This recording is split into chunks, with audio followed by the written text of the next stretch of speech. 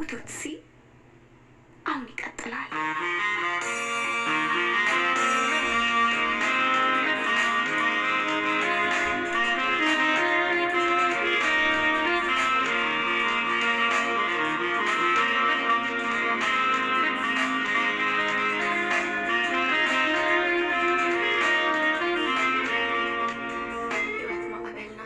ወላጆቼ እሳት አገባውን ሲጨርሱ ገዳዮቹ ሄደዋል።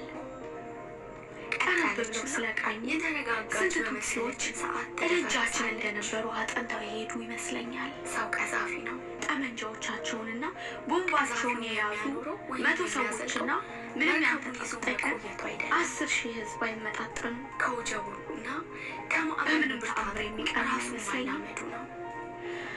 አቤት የመጣብን ጣጣ! የህይወትን ዑደት ከቤታቸው ፊት ለፊት ወላጆቼ ካካሄዱት ትግል በኋላ ዴማስ ሲፈልጉ ይመጣች ናቸው። አይኖቹ ቀልተዋል፣ ድምፁም ጎርንኗል። እኒህ ፈተናዎች የሚመለሱት ደግሞ በውሳኔ ገዳዮቹ አሁን ሮጡ። ኢማኪዮሌ ተመልሰው ግን ይመጣሉ። የውሳኔው ውጤት ሲመለሱ ግን በድንጋይና በዱላ ለማባረር የሚያዳግቱ ብዙ ሆነው ነው። አንቺን ከያዙሽ መጀመሪያ ይደፍሩሻል፣ ከዚያም ይገሉሻል። ከዚህ ስፍራ መጥፋት አገረብሽ። ሂጂና ቄስ ሙሪዛን ጋውን አንገቱ ስር እንደተደፋሽ ታለቅሳለች። ይህ ችግር መፍትሄ እስኪያገኝ ድረስ እንደሚሸሽጉሽ እርግጠኛ ነኝ። ሉሲ አይሆንም። ዳውላስ አይነት ቤተሰብ ጥዬ ይመጣሉ። የሚሄደው ሁላችንም ከሄዳይ ብቻ ነው። እኔ የሆነ ቦታ ተደብቄ እናንተ ልትገደሉ እንደምትችሉ እያወቅኩ መኖር አልችልም። ወደ አሜሪካ ወስነሽ ስትሄጂ ጃማሲን አይኖቹ እንዲሁም ወደ ዩኒቨርሲቲ ስትገባየው ከዛ ቀጥሎ ደግሞ አባታችንን ሄዶ ትምህርት ጣፈንታሽ እንዲሆን ወስነሽ ለመማር ስትገቢ ወይንም ደግሞ ወንድምሽ አለው ትክክል ነው። የማኪዮሌስ እንደምትፈልጊ ስታስቢ ምን መብላት አንቺ ሴት ልጅ ስለሆንሽ አንቺ እዚህ መሆን በጣም አደገኛ ነው። ይሄ ሁላ ወደ ቄስ የውሳኔ ትስስር ከአንቺ ጋር ስለሆነ ችግሩ ለጥቂት ቀናት ስለሚያበቃ እኔ ራሱ መጥቼ ወስድሻለሁ። በህይወትሽ ላይ የፈለግሽውን አይነት ነገር ልታራምጪ አለመቻሉን ስላወቅኩና በልቤም ይድናል ብዬ ስላላሰብኩ ወደ ጋር ውሳኔዎች ስንሄድ ግን እናንተ በተለይም ደግሞ እዚህ ብቆይ ይሻለኛል ግንኙነቶች ስናነሳ ስልመለስኩኝ ከውሳኔው ላይ የአንቺ መቀመጫ 50 እጅ ብቻ ነው። ትደበቂያለሽ። 50 እጅ የመጨረሻ ቃሌ ነው። በሁለተኛው ግለሰብ ከዚያ በላይ እንዳልከራከረው በዚህ ንግግሩ አስቆመ። እንደ ግል ውሳኔሽ ምርጫሽን ብቻ ሳይሆን እማማስ ምርጫችሁን ለምትሉ እሷ እንኳን ከኔ ጋር ትምጣ። ሉሲዬ ማፍቀር እኮ በጠይቃት ወንድሞችሽን ትታ እንደማትሄድ የነገረችኝነት ነው። ኦገስቲንንም ከአንቺ ጋር ብትወስጂ በጣም ጠንካራ አንድ ነገር ቢሆን ለወላጆቹ ምን እላቸዋለሁ? ይህንንም እንደምታልፊው አልጠራጠርም። በአንድ ሰዓት ውስጥ ኦገስቲንና እኔ ወደ ቄስ ሙሪዛ ያለ ቤት መንገድ ጀመረ። በፍጥነት የሚወርደውን ልብሶችን በጀርባ ያሳየች አባቴ ያበረከተልኝን መቁጠሪያና መንግስት የሰጠኝን ቱትሲ መሆናውን ጣቶቹን እያንሸራሸራቀ ደብተሬን ይሻለሁ። አባቴ ለተወሰነ ርቀት ከኋላችን ተከተለ። ለመመለስ ፊቱን እንዳዞረ ሰነፍ መሆኔን የተረዳ አስታውሺ ማኪዮሌ፣ እኔ ራሴ ነኝ መጥቼ የምወስድሽ። የአባቴ ለኛ ኋላ ተመሻቃሉ ነው። ወደ ቄሱ ቤት የሚወስደው ቁልቁለት መንገድ 8 ኪሎ ሜትር አቧራማ ጠባብ እግር መንገድ ነው። በፍጥነት እንሄድ ጀመር። ኦገስቲን ወጥቶ መልኩና ቁመናው ግማስ ይመስላል። መንገዱ ላይ ገዳዮቹ ያደጋችሁ ገኛቸው ሰጋ በመሀል አዲስ አበባ ቢሆንም ቄሱ ቤት ስንደርስ የመረጠው 1 ኪሎ ሜትር ያሳኩል ገዳማ ሲቃለች ነበረ። ገዳዮቹ ታዩ። ዓላማ ነበራት። 100 የሚሆኑ ሁቶች ጫና ጦር ልብ ቢላዋና እንጀራ ይዘው ወደ ስላልጣት ላይ ናቸው። እየከዳ ቤት ውስጥ ነው የወጣችው። ወፍ ቦና አንድ ብቸኛ ታላቅ ወንድም ቢኖራትም ወደ ኪጋላ እንጂ በልብ ባይበልጥ ሲሉ ነበር ሾካሾከ። ልቤ ደረቴን ሲዳቃ የቤተሰቧን ኑሮ ለመቀየር የነበራት የተወሰነ አማራጭ ገጀራዎቻቸውን እርስ በርሳቸው እያማቱ የሚያሻማ ድምፅ ያሰማሉ። ሌሎችም ገጀራዎቻቸውን በስለት መንገድ ላይ ሲተማሩ እያለች ነበረ።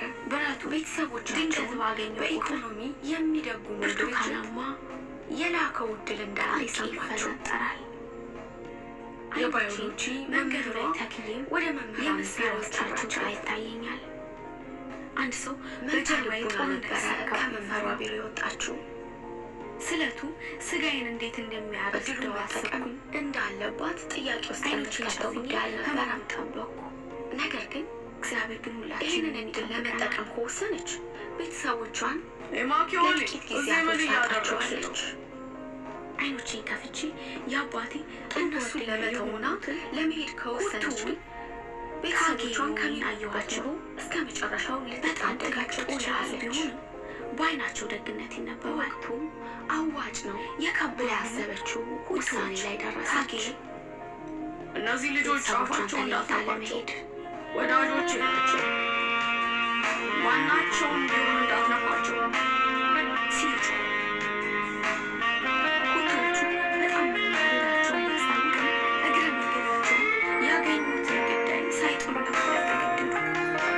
ካጌው አይዟችሁ ልጆች ሰላምን መልሰን እናሰፍናለን አሉና ከሌላችሁ ጋር ሄዱ። አንድ ሄነሪን ኦግስቲን አድርጋ ደግሞ እግሮቻችን መሬቱን እያየች ጠየቀች። እንደተሸከሙን ድረስ ሮጥን። ደስ ካለሽ ምናልባት ቀለል ከሚልሽ ነገር ሊጀምሪ ትችላለሽ። ከዚህ በኋላ ምንም ትንፋሿን ካጠረቃቀመች በኋላ ምን ነው ያኔ የአባባሌ ልክ የተወለድኩት ኦላ የምትባል የትግል ቦታ ላይ ነው። በወቅቱ ሀገራችን ላይ የነበረ የስልጣን ሽግግር ዘመን ነበረ። አሸንፊያለሁ ብሎ እያወጀ የገባው ቡድን ሀገሪቱ ሙሉ በሙሉ ተቆጣጥሮ የያዘበት ሰዓት ነበረ። ቤተሰቦች የሚተዋወቁት እዛው ነው። ምዕራፍ ሰባት አባቴ በሚመራው ቡድን ውስጥ አባል ነበረች። ኦግስቲንና እኔ ቄስ ሙሪ ጊዜ ቤታቸው እየጠበቀ ሄደ። እያለከለክን ደረስን። ባሳለፍኳቸው ስቃይ የተሞሉ ቀናት መልካም የተነሳ የሚባል እጅግ በጣም ደክሞኝ በዚያው እናቴ እንኳን ከገዳዮቹ ለማምለጥ በመልካም ባለመገዛ ኃይል ስሮጥ ጭንቅላቴ ይዋል ጀመረ። እጅግ ተወደው ነበር። ጦር የያዙ ሰዎች አገኘን። እንትን አለከለኩ። በቃ ለእናቴ ያለኝ ብቸኛ ቄስ ሀዘኔታ ሙሪ ብቻ ነበር። ከጡብ በተሰራው ቤታቸው ትልቅ ከተለያዩ በኋላ የፊት እንኳን ለፊት ለሱ በር ላይ ያላት ቆሜ ፍቅር አልቀነሰም። የባህር ማዶ አባትሽ ዙሪያ ያለው ባል ቤታቸው ነበሩ። ብዙ የሳር ጎጆዎች እና ያረጁ ቆርቆሮ ቤቶች የያዘው ባሉበት ወረቀት ላይ ደር ለማን ያለ ጫጫ ጫጫ የተሰራ እስክሪብቶ ቤት አነሳ። ብዙ የመኝታ ክፍሎች፣ በእርግጥ አንድ ትልቅ የእንግዳ መቀበያ፣ ስለ አባቴም ሆነ ስለ መመገቢያ እናቴ ክፍል፣ እንዲሁም ግልጥ ያለ የቧንቧ ውሃ ምስል የተገጠመላቸው መታጠቢያዎች ያመጣቸው ያሏቸው የማውቃቸው መጸዳጃ ቤቶች አሏቸው። አብዛኛውን የልጅነቴ ነው የግቢያቸውን ፊተኛ ክፍል የወጣትነት ከበጋው ዕድሜ ያሳለፉት ያሳለፈው ከእናቴ ትልቅ ጋር ዛፍ በተጠቀለለ የአበባ ጎርፍ ተጥለቅልቋል። ከምሰማው በጥቂቱ ጥሩ እጅግ ወዳጅ በጣም ኃይለኛ ሰው እንደነበረ ነው። ትንፋሽን እንኳን ላረጋግጥል እችላለሁ። እጃቸውን በሰላምታ ጨበጥኩኝ። ብዙም ከማህበረሰቡ እንኳንም ደህና አገኘሁሽ ማኪዮሌ አሉኝ በፈገግታ። ገለልተኛ ሰው ነበረ። ብዙ ጊዜ ሆነ። አብዛኛዎቹን ባህሪዎችን ከሱ የወሰድኩ ይመስለኛል።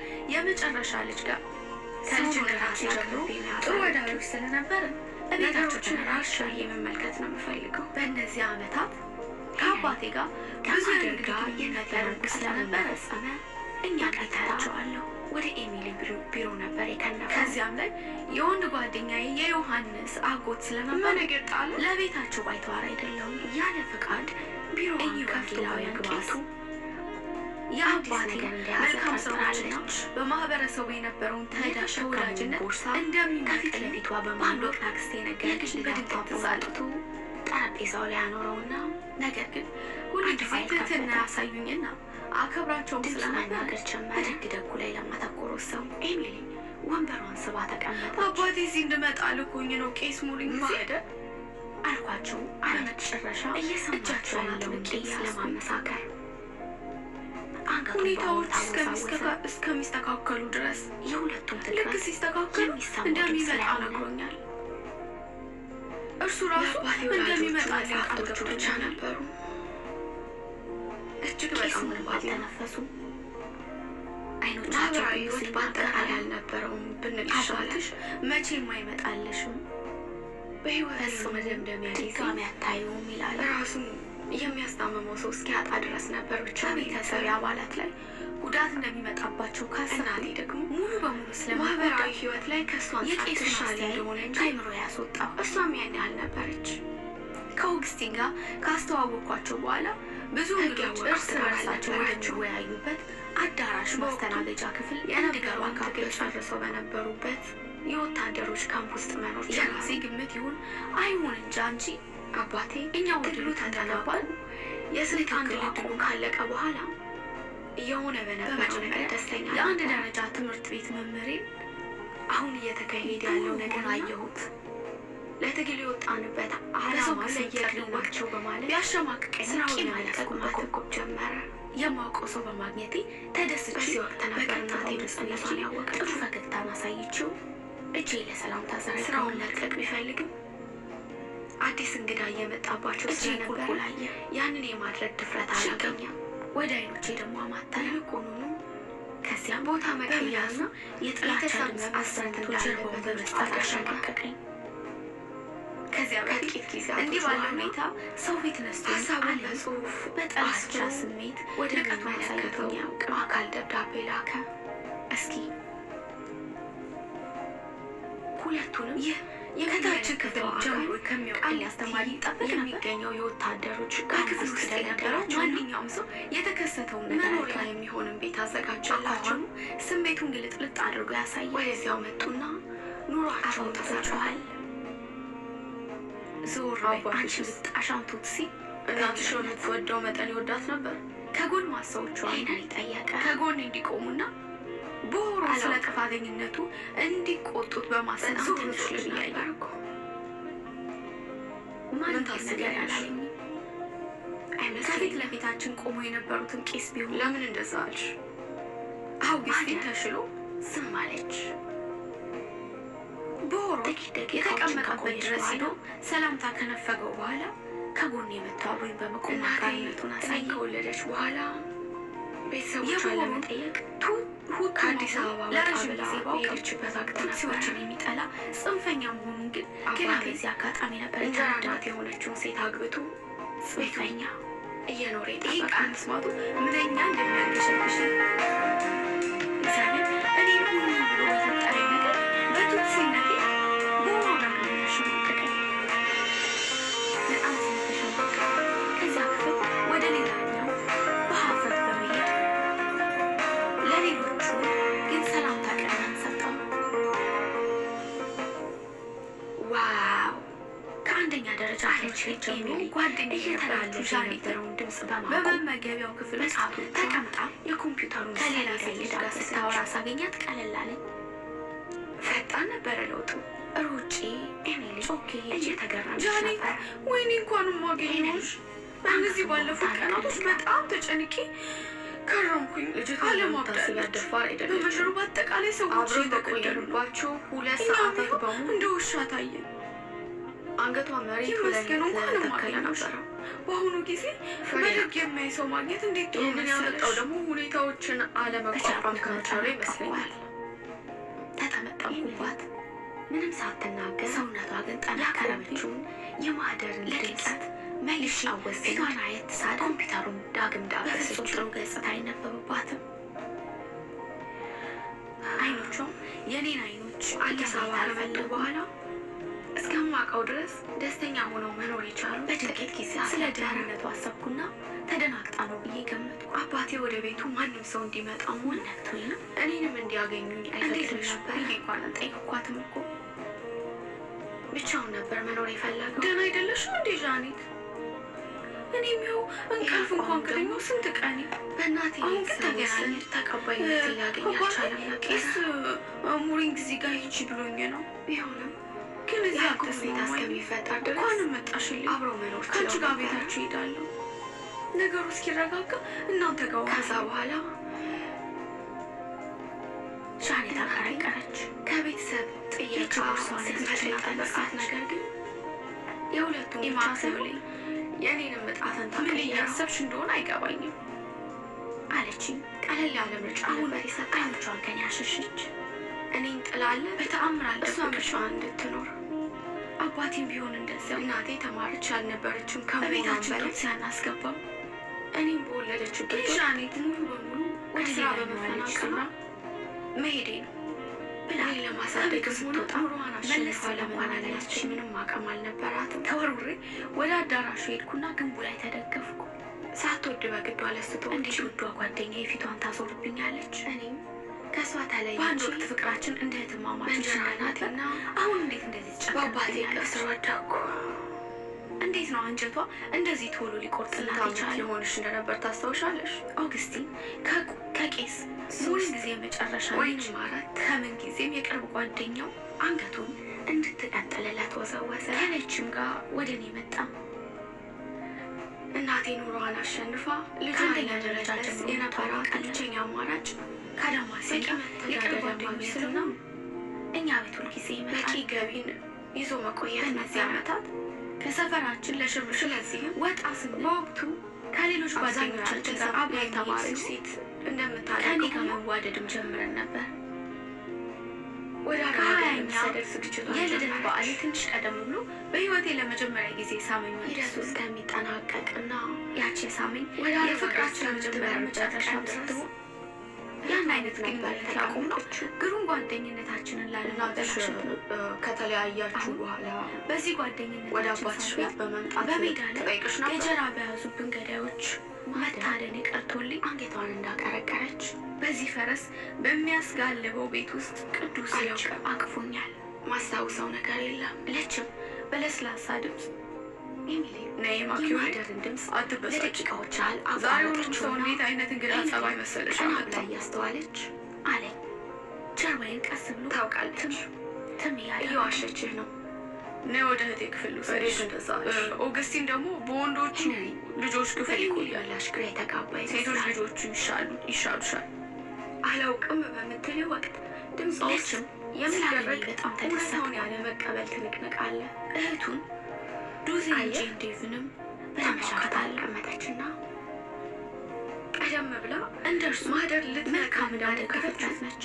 በወቅቱ በደንብ የተገነባው ወይም የ4 ዓመት ህፃን ከዚያን ጊዜ ጥቂት ዓመታት ቀደም ብለው የሞቱት እናታቸው በአይምሮ እድገትና በማህበራዊነት ጥርሲ ስለሆኑ አይምሮ እድገቱን ወደ 3ኛው ደረጃ የሚያሻግርበት ጊዜ ዱዚ እንጂ አባታቸው ሁቱ በመሆናቸው የሚቆጠሩት እንደው ከማህበረሰቡ ጋር መግባባት እናታቸው መቀላቀል የሚጀምረው ሩዋንዳ ውስጥ ቱትሲ መሆን ምን ማለት እንደሆነ ይረዱታል። በዚህ እድሜያቸው ክፍል ባላቸው ግንኙነት ስኬት ማለቃቅ ህጻናቶች መሪዎች ልሂድ እናቴ ነገሮችን የመቀበል የመረዳት ማግኘት አለብኝ። ከዚህ ቦታ ለቅቄ ወደ ኪካሊ መሄድ ይኖርብኛል። ብርታቱም ድፍረቱም ያላቸው ህጻናቶች ያድጋሉ። ተው በተቃርኖ በዚህ እድሜ እንደዚያቱን በርታ እንደ ማህደር አይነት አሁን ወዴት መሄድ አትችልም። ውጭ ላይ የባሰ አደገኛ ያለመፈለግ ስሜት ሲሰማቸው ያደጉ ልጆች ይህንን ከዚያም ማዳበር ስላልቻሉ ቱትሲ ብትመስልም እንኳን ሁቱ ነህ። በራስ ያለመተማመን ያንንም ለማረጋገጥ የሚሆን መታወቂያ ነጥራ ለማንም አይነካም። ራስንም መጠራጠር ይጀምራል። ተሳስተሻል። እንግዲህ አማርኛ ውስጥ የነበሩ ሰዎች የቱትሲ አማጺ ቡድን ጆሮ ጠቢረው እያሉ ሲሾካሾኩብኝ ሰምቻቸዋለሁ። እየተመላለሰች ለሩዋንዳ እየሰለኳቸው መስሏቸዋል። አይምሮዋ ውስጥ ቅያሜ መታወቂያ ደብተሬ ምንም ማለት አይደለም የሐሰት ነው ይላሉ። እናትየውም ቢሆን እንደዚህ ማንም ማንነቴን አውቅልኝ እንደሚገሉኝ ታውቆኛል። ወጣቱ ጓደኛዬ በጣም ያልዳበሮ የማህደር የልጅነት አይምሮ ደግሞ እውነታውን ከመቀበል ይልቅ ክህደቱን አትፍራ አውግስቲን። አብረን እስከሆነ ድረስ ስለምንጠባበቅ ምንም አላስታውስም የሚለው መልስ አይምሮዋን ያረገዋል። ሲቃ ስለያዘኝና ፈጽሞ ስለ መዳናችን እርግጠኛ ስላልሆንኩኝ እንደዚህ አይነት ነገሮችን ለመናገር ብርታቱን ሶስት ዓመት ግን እያንዳንዱን የህይወቷን ክስተቶች ለማስታወስ በቂ ነው ብለሽ ታስባለሽ? እኔ ብዙም አይመስለኝም። ይህንን ሁላ ስቃይ መከራ ለምን እናሳልፋለን? ማገቻ ሀሳቡን አቀረበ። ወዳጆቻችንስ ሲገዱን ለምን ቆመን? በጭራሽ። ነገር ግን ከእውነታው ለመራቅ የሚደረግ ሽሽትን ጠንቅቄ አውቃለሁ። የተቋረጠውን ድምፅ አስቀጠለ። ከጥቂት ጊዜያቶች በኋላ ነበረ ዱዜ እንጂ ለጊዜ እንጀራ ስለሌለች አይኖችን ጨፍና ከተለያዩ ጎረቤቶቻችን ባገኘችው የስልክ ጥሪ ምንም ያልተኛው ቢሆን ወደምንኖርበት ቀባይ መስራት ሊልብኝ አልቻለም። ወደ ምን ቄስ በማለት ሲሄድ ነበር ባጋጠሙ የደወሉላት? ነገሮች ላይ አይምሮ ያንዣብባል። ሄነሪ ነበረ። የቤተሰብ አባላት ልጅሽን በህይወት ማግኘት በሬዲዮናቸው አትፈልጊም ወይ? ዙሪያ ምን ማድረግ በዚሁ እንዳለባቸው ከቀጠለች ነፍሷን ተስማቸው ሳይሆን ሬሳዋን ነው ተኮርኩሮ የምታገኘው አየኋቸው። እያሉ እናቴ በምን ውጪ የተነሳ? ላይ እኔም በመጠበቅ እንደተኛች አባቴ ያየሁት በጣም ይመታኝ አመድ ነበር። የመሰለው ፊቷ በምናብ መጣብኝ። እጅግ በጣም አባቴን በሺዎች በሚቆጠሩ የፈሩ ሰዎች ፊት ቆሞ ሊያበረታታቸው ሲሞክር ታየኝ። ልትናገር ካልፈለገች ወደ በማለት ቄሱ ሊያግዛት ሊያግዛት ስላሰበ ነበር። ገዳዮቹ ይዘው ያየኋቸው ገጀራዎች በጭራሽ ሳይቀመጣብኝ ሀሳቤ እስከማስታውሰው ድረስ በተመሳቃቀለ ከሚያጨሰው በዚህ ሰዓት ሩዝማን የዳማ ከተሰኘ ሲል ሲጋራ ውጪ በደስታ የተሞላ ድምፅ ሰማሁ። ምንም ተጨማሪ ሌላ ሱስ አልነበረበትም። በህልም ዓለም ያየው መሰለኝ፣ ታዲያ ለምንድን ግን ነው የሚመጣው? አልነበርኩም። ወንድሜ ከመኝታ ቤቱ ውጭ ካለ ጎበዝ ከአንድ ሰው ተማሪ ጋር ሲያወራ እንደሚፈልግ እየሰማሁ ነበር። ከአፍታ በኋላ ወደ መጣሁበት ክፍል ከእድሜ በላይ መጣሁ። የሆኑ መጽሐፍትን ይሰጠኝ ነበር። ዳማሲ እንዴት አንብቤ ሆናችሁ? ካልጨረስኩት ወይም ወይም አባባ የት ናቸው? የመረዳት ችሎታ አነስተኛ ስለነበረ ኢማኪዮሊ ተለያይተናል። ሲጠይቀኝ ከተሳሳትኩ ማምለጥ ነበረባቸው። ከባድ የሆነ ቅጣት ለምን? ምን ሊደርስብኝ ተፈጠረ? አቃጠሉ። አንዴ ከጀመረ ደግሞ ማንም አያስቆምም። እነማን ናቸው? ምኑን ያቃጠሉ? እንጀራ እናቴን ብትሆን ገዳዮቹ ቤታችንን አቃጠሉት። በቃ ወድሟል። በሚቀጣሽ ሰዓት ባልጋው ጎረቤቶች ተመልሼ ተኛሁ። ወይንም እንጀራ እናትሽ ሊያገላግሉ አባቴ አይሞክሩም ነበር? ለእናቴ በራሱ እጅ የገነባላት ቤት ገና መጨረሱ ነበረ። ማንም አይደፍርም። የመጦሪያ እልፍኛቸው ሲወድም ማየቱ አባቴ ማህበራዊ መቼም ኑሮን ልቡን በሩቁ ይሰማል። ስለሚያከናውነው ቤታችን አባባ የሚመጣ ሰው ስለቤቱ አልነበረም። በእርግጥ ያውቃል። አይኑ እያየ አልፎ እኮ ነው አልፎ ያቃጠሉት። ከሚመጡ ከእንጀራ አይደለም እናቴ አሲ። ጓደኞች በስተቀር እኛ እነሱ ከሄድኩ በኋላ በነበሩ ጥቂት የሚመጡት ሰዓታት ውስጥ እሱ በማይኖሩበት ሰዓት ስለተከሰቱ ጠብቀው ነገር ነበረ። ሊነግረኝ ጀመረ። እንደተገነዘብኩት እንጀራ እናቴ አባታችን ከእነዚህ ግድያዎች ሲመታኝ በስተቀር ባያስችላትም እንኳን በገዛ ልጅ ማንም የመንግስት አያገባውም እጅ ስለሚላት እንዳለ ለማመን አልፈለገም። ደፍራ ልታስቆመው ስለዚህ አትችልም ነበር። አስተዳዳሪውን ከአባዬ ቢሆንም ግን ከለላ ይሰጣቸው ዘንድ ትታገለዋለች። ለመጠየቅ በተሽከርካሪ ሄዶ ነበር። ከአባዬ እኮ አባባ በእስር ቤት ስለ እንጀራ በችግር እናትሽ ባህሪ እንዲሞት እኮ የምታስታውሽው ሊገለው ነገር አለ? ሞክሯል። ስላቋረጥኩት ምን አስቦ ነው? ትንከባከበኝ ነበር። ምንም የለኝም ማለት ሲል ዳማሲን ቀጠለ። ስለ እሱ ነው የማስታውሰው። ገዳዮቹ መጥፎ ነገር በቤታችን የለም። ዙሪያ ነበሩ። ብዙዎቹም ብዙዎቹም ከቤታችን መብራት በረንዳ ፊት ለፊት አባባ ተቀምጠው የእነሱን ስታጥበኝ እገዛ ፈልገው ለመጡት ሰዎች ኃላፊነት ስለተሰማው ወደ ከገባኝ አካባቢው በኋላ ከለላ ቁስሌን ፍለጋ ሄደ። በአልኮል ስታደርቅልኝ ለአስተዳዳሪው በቤታችን ምግብ በሺዎች ስትሰጠኝ የሚቆጠሩ ቱትሲዎች እንዳሉ ነግሮት የተቻለውን ያህል ወታደሮች እንዲልክለት ጠየቀው። ዳማሲን በዚህ ሰዓት ብታይ ታስታውሻታለሽ? ለአባቴ ሀሳብ እንዳይገባው ነግሮት ወደ ቤት የሚያደርሱት ሁለት ወታደሮች ይሰጡታል። እዚያ ሲደርሱ ግን ነገሩ ላይ ሆኖ የደበዘዘ ምስል ይታየኛል። ወታደሮች ግን አይደለም። በአባቴ ላይ ያሾፉበት ጀመረ። ትወደኝ ነበር። መሳቂያ መሳለቂያ ያደረጉ እንዲህ ሲሉ ጠየቁ። ምን አይነት ጅራፍ ነው? ምን አይነት ስድድብና ቢኖር ነው? አስተዳዳሪው አንተንና እነዚህ ሁላ በሮች ከጉዳት እንዲከላከል ያረጉልናል ብለህ አሰብከው? እነዚህ በሮች ማለቅ አለባቸው። ፊያኒ ወዳለንበት ክፍል ድንገት መጣ። ካቋረጠው በኋላ ወደ ኤሚል እየተመለከተ ሁለቱም ወንድሞቼ ተደናግጠዋል። ይህንን ጥያቄ ጠየቋት። ዳማሲ ፊቱ ቲማቲም መስሎ ቀልቷል። ምናልባትም የአባትየው ተጽዕኖ የቪያኒ ላይ ፊት የፍርሃትና እናቷ ክፋት የድንጋጤ ገጽታ እጁ ካለበት ብዬ እሱን ለማረጋገጥ ዳማሲ ስላሰብኩ ነበረ። በሲቃ ድምፅ ከዚህ ክስተት እስካሁን ቀጥሎ እንደነገረችኝ የተከሰተውን ከሆነ ነገረኝ። ስለ ሴትዮዋ ያላት ምስል ጥሩ ነው። ቅሬታ ወደ ወታደሮቹ በደል ገዳዮቹን ያደረሰችባት ለማሰባሰብ ወደ ሰማይ ጥይት ተኮሱ። ኤሚሊ ገዳዮቹም እንደ አራዊት አሰብ እየጮሁና ካደረገች በኋላ ገጀራዎቻቸውን እየሰበቁ በሩጫ እንዳልከው መጡ። ነው። እኛ ቤት አጠገብ የነበሩት ቱትሲዎች በጣም መጮህ ሲጀምሩ እርግጠኛ አንድ ነኝ ግዙፍ ቀጣዩ የቁራ ታሪክ መንጋ መስማት ቢኖርብኝ እየጮኸ ይመስል ነበር። አባትየው በሁለት ማዕበሎች በሺዎቹም መካከል የሚቆጠሩ እየተናወጠ ስደተኞች እንዳለ በእጅጉ በመሸበራቸው እግሮቻቸው ወደ አእምሯቸው ሮጡ። ማደር እንደነገረችን ከሆነ አባባ የልጁን ጥሎ ባለተራዋን ሴት ወደ ቤቱ ለማስገባት ገዳዮቹ ከኋላችን እንዳልተከተሉን አረጋግጬ የቤተሰባችን አባላትን ተከተልኳቸው። እሷ ባለችው ወታደሮች ወደ ገዳዮቹ ዞረው ለቀው ወይንም የተወለደች የቤት በበረሮች ተሞልቷል። ወደ አዲስ ከተማ በጭሳፉ በኋላ በዛች ምን እየጠበቃችሁ እድሜ ያህል አዲስ የፍቅር ስንት ስራ ይጠብቃችኋል እኮ መመስረት መቻል እነዚህም በረሮች ረጋግጦ መግደያው ሰዓት አይነት መስፈርት ብንረዳ ሲሉ ጮሁባቸው። ሰላም ሊሰጡ አይችልም። ያኔ ገዳዮቹ አሳበዳቸው። ቤቱን ሰባብረው ገብተው ሁሉን ነገር ከሰባበሩ በኋላ ተሽከርካሪዋ ላይ እሳት ለቀቁ። በልጁ እናት ላይ ያደረሰው ያልሰባበሩትን ነገር ደግሞ ገረፉት። ይህንን ደግሞ ከዚያ በኋላ ቤቱን አገኙት።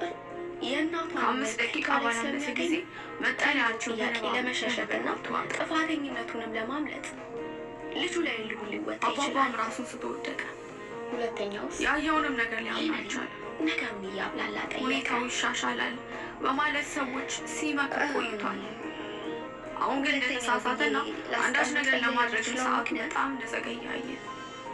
እሱም እንግዲህ ሙሉ ህይወቱ ከፊት ለፊቱ ታየበት። ሊያሰቃየው የሚችል ዶቄውንም ደብቆ ወደ ነበረበት ስፍራ ቁልቁል አውርደ ነው አግኝቶ አስነሳትና እማማንም አፈናጠጣ። በማንኛውም አይነት መስፈርት ገዳዮቹ እያደረገ ስለነበረ የምናወራበት እና የምናስብበት የሶስት ዓመት ልጅ የምንሰናባበት ጊዜ አልነበረ። ሰውነቷንም እስከሚቆሳስልና አልኮል እስከምትሸጥ ድረስ ለመደብደብ ወደ ቄስ ሞሪንግስ ቤት ሄዳችሁ እህታችሁን አግኟት፣ እናታችሁን እዚህ ስፍራ ማራቅ አለብኝ፣ ተደበቁ፣ በኋላ እንፈላለጋለን ብሎ ሽምጥላሉ ተፋ። ማማ የአባባን ትከሻ ተደግፋ እንኳን ትወዳለች።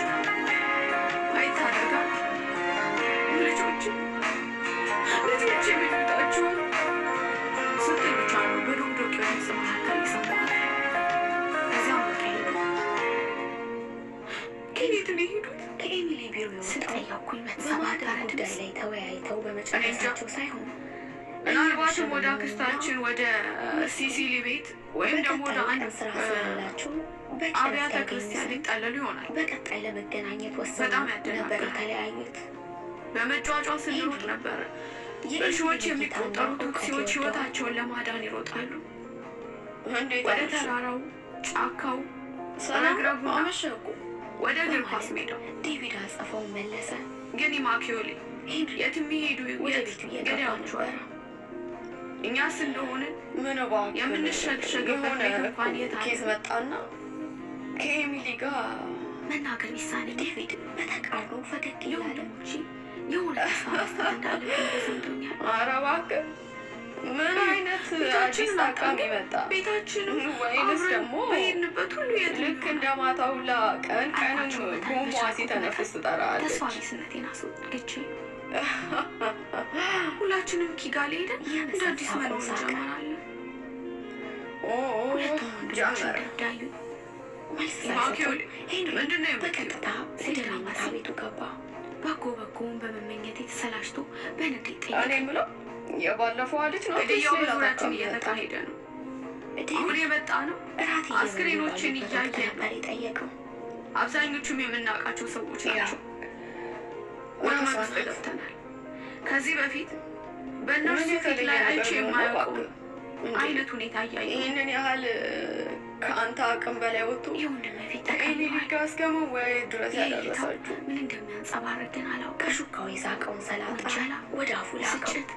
ንዴት፣ ወጥመም አይደለም። ቃላቶች እንደ ጅራፍ አልፎ አልፎ የሚከሰቱ ችግሮች አሉ። አንድ ታካሚ ነገሮቹን ለአንድ የሚሻሻሉ ስትነግረኝ የቆየሽው ታገኝበት ትችላለህ አለኝ። እድሜ ልኳን እየዋዠቀች ስትዋኝ ስለኖረች አንዷን እየጠራ ለተለያዩ ችግሮች ተጠልጣለች። ወደዚህ ወደ ገባንበት እስካሁን ራሱ ሁለቱን አይነት ህመሞች በእርግጠኝነት ልናገኛቸው ችለናል። አባባ ስፍራውን ለቅቄ አልሄድም ባለበትና ሁሉም ነገር በጣም እየተካሄደ ነበረበት ሁኔታ ሌላ ምን ላደርግ እችላለሁ? ተመስጦ ሲያዳምጠው ከቆየ በኋላ በደረሰብን ስቃይ መነሻነት ተስፋ መቁረጥ፣ በትካዜ ጠየቀ ወይንም በፍራቻ መርበድበድ ነበር። የታካሚዎች ሚስጥር ማባከን ያም ቢሆን ሁኔታዎችን ያባቅሳችም ሰዎች አዲስ መቆየት ተስፋ ያስፈልጋቸዋል። ሁኔታውን ለመስማት ቢቋም እግዚአብሔር እኛን ቱት ሲያደርጉ በተሰጠው ምላሽ ሊያሳብደን መቁረጥ ዝም ብዬ መረጠ። በጣም ወዶ የነበረው ዴማስ ሉሲን አግኝታ ታውቃለህ? በንዴትና በተስፋ መቁረጥ አየኝ። ዴቪድ ባልጠበቀው ጥያቄ እየተገረመ አልኩት። በማጫወች አንተስ የቀረናን ብቸኛ ነገር ቢኖር ተስፋ ነው ከመዋሸት ይልቅ። ስለዚህ እሱን እንኳን አንጠው ብዬ ነው። ድጋሚ ተስፋ መቁረጥ የለብን። ለምርቃት ለመጪው ዓመት እንደምትመጣ ቃል እንደገባኝ አገኘች። በዚህ መንገድ ሉሲ ለተመሳሳይ ጥያቄ የሰጠችው መልስ በማሰብ ወደ ኋላ ተጓዘ። ጠየቀኝ ወንድሜ አንጸባራቂ ፈገግታውን ድጋሚ ያሳየኝ፣ ግን አለማመኑ ያሳብቅበታል።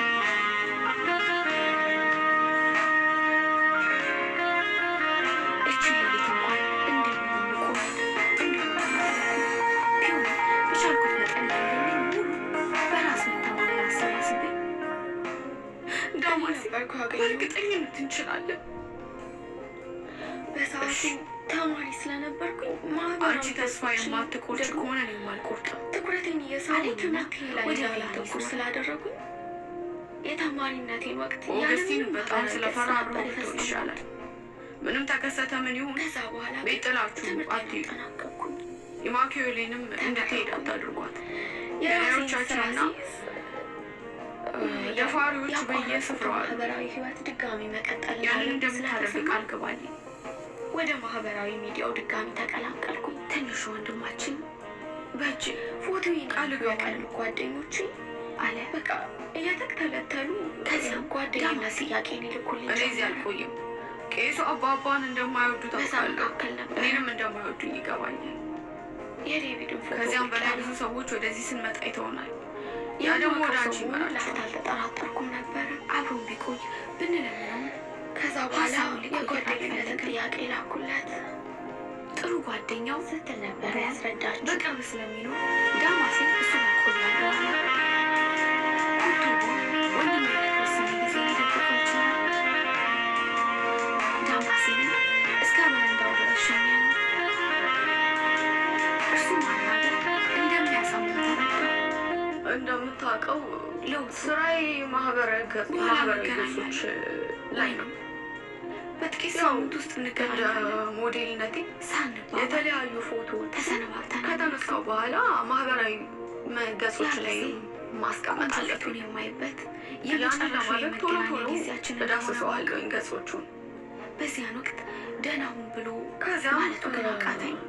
አዲስ ነገር እንዳለ ለመመልከት ስገባ የሉሲኒ ጓደኝነት ጥያቄ ያገኘሁት። እጆቹን በእኔ እጆች ላይ ሲያስቀምጣቸው እንደ ላባ ቀለለ። እንዴት አስታወስካት? ምንም ያህል ብነካካቸው የእጆቹ ክብደት ሲሰማኝ ቻለ። አጣቅጥሞ ከሰለቀጠ በኋላ ጠፋኝ የነበረች ነፍስ እጆችን ታውቃለህ፣ ሰዎችን በቀላሉ አረሳም። ልቤ ልትፈነዳ ደረሰች።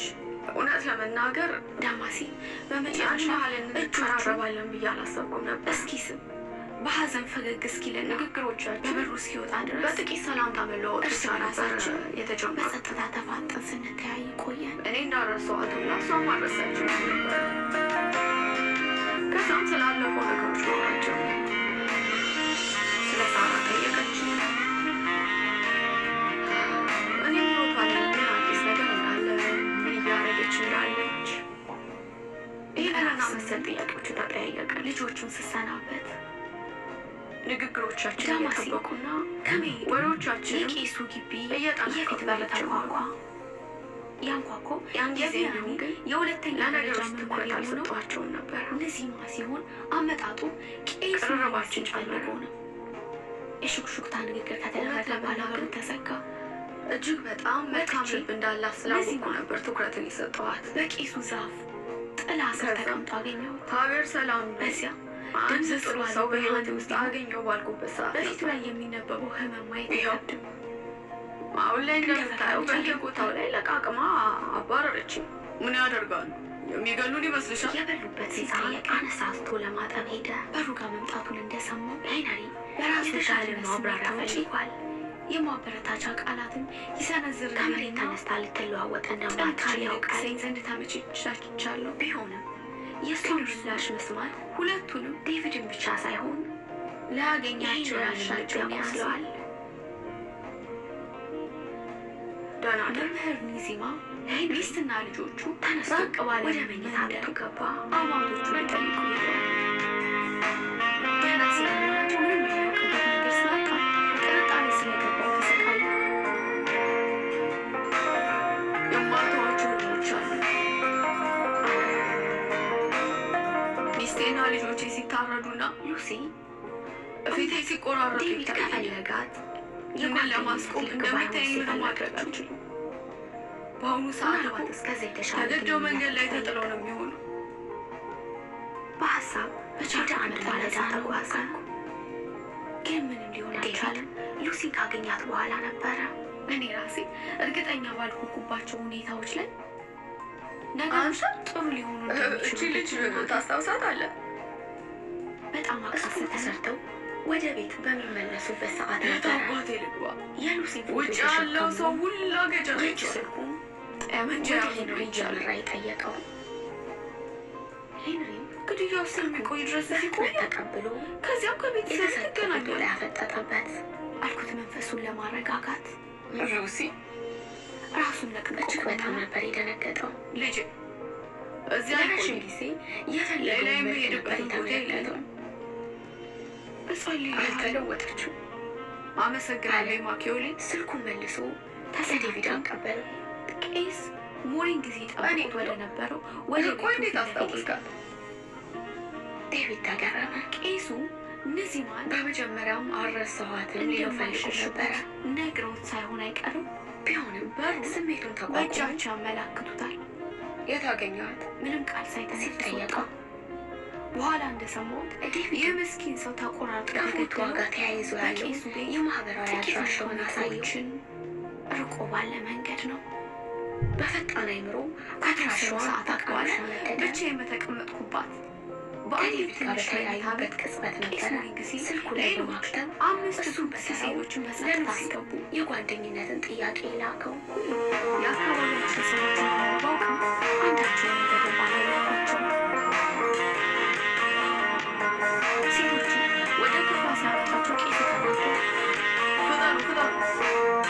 የሚያሸባሽቡ በጣም የተቀስለው ልንሰማቸው አልቻለም። እያዳመጥኩሽ ነው። ዝግጁ ስትሆኚ መጀመር ትችላለሽ። ታዲያ ደግሞ ዝም በሉ እሺ። ሄንሪ ነበር ዘግተው ሲወጡ ከማህደር ጋር አብረን የነበርነው 6 ዛሬ ተገናኝተዋል። ከሞላ ጎደል እርስ በርስ የማንተዋወቅ ቢሆንም ምን ላይ ነበር ያቆምኩት? ሁለት ነገሮችን ያመሳስሉናል። ጎረቤቶችሽ እንዲሁም የምንደበቅበት ምንም ስፍራ የሌለም። ስልክ እየደወሉ ለመናገር ለእናትሽ መልእክት እንደተውላት የነገርሽ እርስ በርሳችን እየተያየን ቆመናል። ውጪ ምን እየተከሰተ እንዳለ አናውቅም። ከቄሱ ድንጋጤ እንደተረዳ ነው ታሪኳን ቀጠለች። ነገሮች ተበለሻሽተዋል። ከቤት ውጪ ድንገት ከጥቂት በኋላ እናቴ ወደ ቤታችን መጣች። እጅግ በጣም ከስቼ ነበር። በእጆቻችን ላይ ያሉት ሰውነቴን ቆሳስሏል። እንዲቆሙ ያደረጉ እጅግ የሚያስጨንቃት ነገር እጅግ በጣም ደንግጣ ነበረ። ከዚህ በኋላ ቃለኛ ባይሆንም እንኳን ንዴት የሚያንጸባርቁባቸው በግድ ይዛኝ ሄደች። ግደሏቸው! ወዴት? ሁሉንም ግደሏቸው! እሷ ትኖረበት ወደ ነበረው ወደ አክስቷጮችና የድረሱልኝ ጥሪ ይሰማል። ከዛ ግደሎች ጀመርኩኝ። ግደላት! ግደላት! ትምህርት ቤት ካስመዘገበችኝ በኋላ ነበረ እሷ ወደ አረብ ሀገር የተሰደደችው። ከሴቶቹ አብዛኞቹ መሬት ላይ ተኙ። ወዴት እንደምትሄድ ባትነግረኝም አልጋም ስር ተደብቄ በጣም ከመዘዝ የተነሳ መሬቱን ጭምር የሚያንቀጠቅጥ መሰለኝ። በአጭር ጊዜያቶች ውስጥ ነበረ አይኖቼ ቤቱ መደበቂያ ስፍራ ለህይወቴ የቀረው ሲያስሱ የቤተሰቦቼን በኮንፊ ባለች አንዲት ቀዳዳ ላይ አተኮሩ። እናቴ ትናፍቀኝ እዚያ ነበር። ላይ መደበቅ እንችላለን። ፊቷ በእንባ ዘለላዎች ይታጠብ ጀመር። ወንበር ወደ ቀዳዳዋ ስር እየሳብኩና ከዛስ በእጆቼ ወደ ላይ እየተንጠራራው አንዷን ሴትዮ ወደ ላይ ስቤ ነገሮች የተረጋጉ ቢመስልም እንኳን ሁለታችን ከጥቂት ጊዜ በኋላ አባቴ ሌሎች የትና ማን ጋር እንዳለው በቀዳዳዋ ሽቅብ ሳብ ናቸው። ከጥቂት ሳምንታት በኋላ ደግሞ ወደ መማርበት ትምህርት ቤት በመምጣት ሊወስደኝ እንደሚፈልግ ይነግረኝ ጀመረ። በተጨናነቀችና በምታፍን ቦታ ልብሶቻችን ከዛ እድሜ በኋላ በላብ ነበረ እስከሚጠመቁ ቅዠት አየር የጀመርኩት። እስኪያጥበን ድረስ ጭብጥ ብለን ተቀምጠን ፍርሃት ያዘኝ። ከወሰደኝ የሚጠብቀኝን ህይወት ከሁለት ሰዓታት አውቀዋለሁ። በኋላ ተመልሰው በቤቱ መካከል ቆሙ። ራሳቸውን በግራ አክስቴ መጋባት ወደ ትምህርት ቤት ይነኩ ያዙ። የመምጣቱን ነገር ከጥቂት ጊዜያቶች በኋላ አወቀች። የት ይሆኑ? እንዴት? አምላኬ አንቺ ነግረሻት እዚህ ነው? ነበር የተውኳቸው። አይደለም። በጣም ባልፈራ ኑሮ ሳቄን ለቀው ነበር። እኔ በሰዓቱ የእሱንም ስም መጥራት ፈራ በቀዳዳ ራሴን ነበር። አውጥቼ እዚህ ነኝ ስላቸው ጋር ያስተምሩኝ የነበሩ መምህራኖች ራሳቸውን ነቅንቀው ቀን ቀን ሊያናግሩን አባቷን እያለ መፈለጋቸውን የሚመጣ ገልጸው ሰው አለ በማለት ዳሰሱ። ነበር ለአክስቴ ነገሯት። ፊታቸው አሁን በጣም እንደተቸገሩ ያስታውቃል። ይህንን ስትሰማ ሁላችሁም ቁጭ እንደፈራችሁ አድርጋ አውቃለሁ። ከእሱ ጋር መሄድ እፈልግ እርግጥ እንደሆነ ልትፈሩ ጠየቀች። ይገባችኋል። ውጭ ላይ ነገር ሁላ ከቁጥጥር ውጭ ይሆናል። ገዳዮቹ በሁሉም ሰው ቤት እየዞሩ ነው። ስንት ዓመትሽ ነበረ? ዛሬም የቤት አንዷን አልመጡም። እንባዋን በማናቸውም ሰዓት እያበሰች ግን ሊመጡ ይችላሉ። ቢበዛ እውነቱን ንገረኝ 5 ካላችሁኝ ምን ወይም እንደማደርጋችሁ አላውቅም። እስኪ ላስብ። በሰዓቱ ብዙም አትደውልም ነበር። ፍርሃታችንን አይተው ወዲያው መፍትሄ አመጡ። በዓመት 2 ጊዜ አይዟችሁ፣ ማገኘት አላስወጣችሁ። ለእኔ መተዳደሪያ የሚሆነውን ወጪ እስኪ በጥሞና እንዲሁም አዳምጡ። የትምህርት ቤቴን ክፍያ ነገ ሲነጋጋ በአጠቃላይ የሚያስፈልገኝ ማንም ነገር ከመኝታው የምታሟላው ሳይነሳ አክስቴ ነበረች። ግድያው እስኪቆም ድረስ በዚህ ወደምትቆዩበት ሁኔታ እየኖርን አንድ ሌላ እያለ ክፍል ወስዳችኋለሁ። የሆነ ቀን በቤቱ ውስጥ ድንገት ላሉት ቤታችን ሁላ ድረስ አባቴ መጣ። እንዳስወጣችኋቸውን እነግራቸዋለሁ። ሁላችንም ደነገጥን። እናንተን እዚህ መኖር የሚያውቀው ብቸኛ ሰው እኔ ብቻ ልጅ እሆናለሁ። ስጡኝ አለ። ተራ ቤት እንኳን ሁላችንንም ሊያስገድለን ይችላል። ከአባትነት ለዚያ የበለጠ የግድያ መብት አልነበራትም። ዘመቻዎች ከአሁን በፊት አይቻልም። በሰዓቱ ጉዳዩ አንዴ የደም ወደ ጥማቱ ሕግ ከጀመረ ሊሄድ ማንንም እናቴ በቦታው አታምኑ። ስላልነበረች የማሳደግ የራሳችሁን ሙሉ ልጆች ሳይቀር ለእሱ እንደሚሰጠው ያውቅ አንድ ሰው ነበረ። ካገኛችሁ አለቀላችሁ። ስለዚህ እኔን ብቻ ይጠይቀው በእግዚአብሔር ነበረ። ደማችሁ በቤቴም ሆነ በእጄ በጥቂት እንዲፈስ ሄደ። አልፈልግም። በዚህ ለውጥ ግን አልነበረም። ቄስ ወደ እኔ ዞረው እንደ ቢላዋ ዱላው ከሕፃኑ ዕለት ነበር የጀመረው።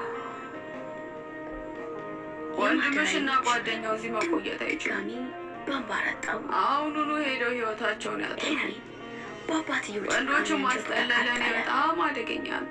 ምክንያቱም ምንም እንደምታየው እናንተ የአምስት ሴቶችን ዓመት መስላችሁ ሕፃን ልጅ ለመምታት ግን በሙሉ ውሃ አይናቸውን የሚያነሳ ምክንያት እንደማይሆን ይገባዋል።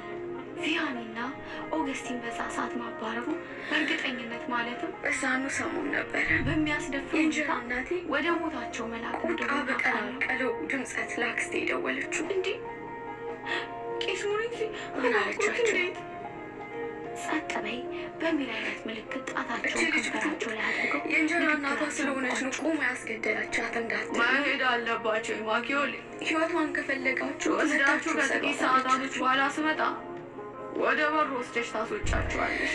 አክስቴ ድጋሚ ታዲያ ማንም እንድትወስደኝ እንዳያይሽ ብትጠይቀው በልጄ ምን አገባችሁ ከማለት ውጭ ቤቱን መልስ ለቀው አልሰጣትም። ሲሄዱ በሹክሹክታ ረገምኳቸው። ለእኛ ከለላ በመስጠት በዛ ወቅት እንደ ነበረ ቅዱስ እየሰሩ የእንጀራ እናቴ ዘመድ የነበረው ሰው ወንድሜንና ኦገስቲንን ወደ ገዳዮች እጆች ያስገቧቸዋል። ጥቂት ጊዜያትን ለማሳለፍ የመጣው እያዳኑን የነበሩትን አባቴ ሰዎች እንጀራ ሊቆጣቸው እናቴ ቤት አይሆኑ ቢሆንም ራሴን የምማረው መቆጣጠር ግማሽ ቀን አልቻልኩም። ስለነበረ የቀረውን ግማሽ ቀን የማሳልፈው በሌሎች ቤቴ ውስጥ የግድያ በመቀመጥ ዘመቻዎች አባቴ አንዳንድ ለልጁ ያዘጋጀልኝ ለእድሜ ወንድ የማይመጥን መጽሐፍ ቱትሲዎችን ማንበብ ትተው ነበር። ሴት ቱትሲዎችን ይደብቃሉ። ቱትሲ ሴቶችን የሚይዟቸው ልጁ አጋጣሚ በውበታቸው ምክንያት ተጠቀመበት። ወንዶቻቸው ካለቁ በኋላ በሚስትነት ሊይዟቸው ስለሚፈልጉ ነው። ቱትሲዎች በድንጋይ ፈቶ ቀረ። በተለይ ቱትሲ ሴቶች ማህደር የሚጨቆሙበት ሌላ እየተንሰቀሰቀች መንገድ መድከሟን ነው። ቀጠለች። ቄሱ 6 ሴቶችን አንገቱን ሰብሮ ሲያስገቡ ከመቀመጥ በቀር ድብቅ ፍላጎት አላቸው ብዬ ቃላትን ሊያወጣ አልቻለም። በዚያ ከልቡ አዘነላት። ግን ወደፊት ምን ለማንም እንደተደገሰልን ሳናውቅ ማረፍ አስቸገረን። አባቴ በነግረው ግድ የሚኖረው አልመሰለኝም። ወጣት የሆንኩ የ20 ዓመቱ ስለዚህ ወዲያው 18 ዓመቱ ኦግስቲንን ከቤቱ ሲያስወጡና ከዚህ በላይ እንድትናገር ገፋፍቶ የሚጮሁ ስሜቷን ሊረብሸው አልፈለገም። ሲጋፈጡ ታየ። ብቻቸውን እንዴት አስወጣቸው? ያንን ያህል ጭካኔ ለመስማት ራሱ አሳልፎ መስጠት ከዚህ በላይ የመቋቋም አቅም አልነበረውም። አብራቸው ለመሄድ ወሰኑ። ቢሆንም ግን ባለችበት ሁኔታ ውስጥ ሆና ወደ ቤቷ ለሰላም ልቡ ተላወሰ። በተደጋጋሚም ቀያየርኩ። ከወንበሩ ተነስቶ መጋረጃውን ገለጭ አድርጎ ሰዓቱን ለመገመት ከታገለ በኋላ እችላለሁ። ከሴት ጋር ከሆኑ ደግሞ የባሰ ፈቃደኛ ከሆንሽ የሕክምና ማዕከላችንን ግቢ ላስጎበኝሽ እችላለሁ። ከዛ በዛውም ንፋስ ትቀበያለሽ። የመለያያ ቃላት በጆሮ ያቃጭን። አንገቷን በአዎንታ ወዘወዘች። ምንም ቢመጣ ይህን ቦታ ትታችሁ አትሄዱ። ኮምፒውተሩን በመነካካት አሰብኩ። እስካሁን የተነጋገሩትን ታገኘው ዘንድ ለኤሚሊ አትጨነቂ፣ ወንድምሽ ትልቅ ሰው ነው፣ ትንሽ ልጅ አይደለም። በፍጥነት ላከላት። ከተደበቁ ሴቶች አንዷና ለሰዓታት ከሄንሪ ከደቂቃዎች በፊት የተላከላትን የድምፅ ቅጂ ወጣቶች ስለሆኑ ለራሳቸው የማደርን ድምፅ ከብቻዋን ማዳመጥ ቀጠለች። ደፋሪዎቹን ትስቢያለሽ። ይሄዱ ከቀጠሩ በኋላ ወደ እሷ እንደሚመጣም ጨምሮ ጽፎላት ከኛ ጋር ብትሆኝ ነው የሚሻልሽ ወደ ኪሱ ከተተው።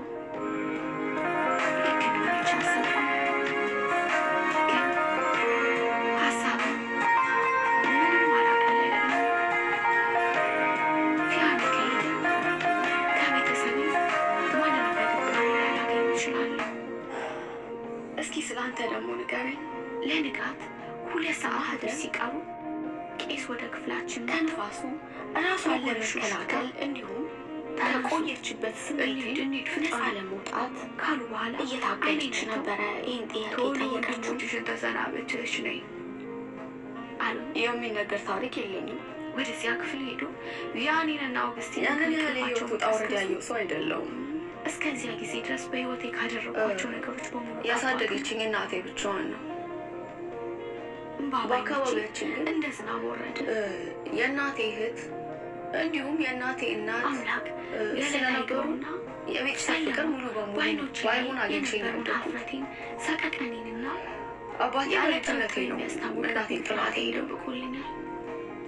ምክንያቱም ባናውቀው አድርጌ ባደኩበት ማህበረሰብ የተለመደ ነገር ስለሆነ ቀስ ብዬ ያንን ያህል የከፋ ጉዳት አደርሶብኝ ባያውቅም ተነስ ወደዚህ ሙያ ግን እንድገባ ዋነኛው ምክንያቴ ያ ነበረ።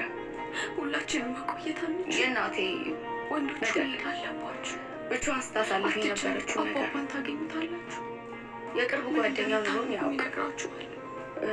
ልቤ አጠገቤ ላይ የወንድሜን ያህል የማውቀው ስሜት ተሰማኝ። የእናቴ እህት ልጅ ዴቪድ ስለነበረ አውግስቲን ካልከው ዘለው ወረዱ። ሌላ ተጨማሪ ሰው ምፈልግም አይነት ሰው አልነበርኩም። ያለ ዳማሲን በዛ ላይ ደግሞ ትምህርቴ ትኩረቴንም ስለሚፈልግ ያለሱ ብንሄድ አብዛኛው ጊዜ ለትምህርቴ በመስጠት ነበረ የማሳልፈው። ከዛ የቀረውን ፍቅሬን ቃላቶቹ ሸነታተሩ። ለእናቴ ሙሉ በሙሉ ነበር ሰጥቻት። እኔ ወደ አደጋ እየዶርኩት ሳለው ስለ ወንድማችን ደህንነት የፍቅር ህይወት አልነበረ። ህፃን ልጅ ታደር ለተኩላ መንጋ ከመንገዱ ላይ በማንሳት አየችው። ዳማሲን ታሰብ ካደረገ በኋላ አልኩት ድምፄ ላይ ምንም ለውጥ ሳላደርግ። እሱ እንደ ህይወት ታሪክ ከተቆጠረ ከየትኛዋ ጀምሮ ያለብሽ? ልጆቹ አጸፋውን ፈገግ ጨለማ መተላለፊያ ወደ ፊተኛው ያልኩት ነበር። እንደውም አባር ማለት ይሻላል። 1-6 ቪያኒን በተቻለ መጠን ጥብቅ አድርጌ አቀፍኩ። ሁሉ ተወዳቸው ነበር። በርታቪ መጠኑ ሊያይ እንጂ ከማልወዳት ሴት ጋር ምንም አይነት ግንኙነት ውስጥ አልገባም። ራሴን አቀለጥኩና ያወረድኩት ያህል ይሰማኛል። በጨለማውም ተዋጡ። ያቺ ስልኩ ጠራ። ልጅ ነበረች።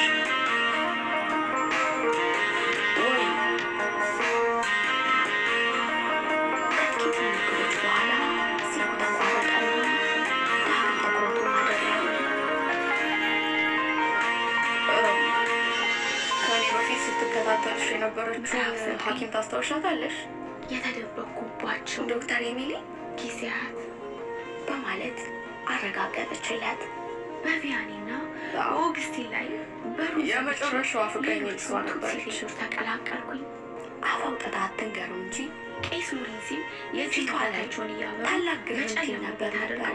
ቁልቁል ወደ መኝታ ክፍላቸው እያመሩ ወሰዱ። የሚኖራቸውን የእድሜ ልዩነት እየገመተች ነበረ። የጓሮ በር መሰለኝ።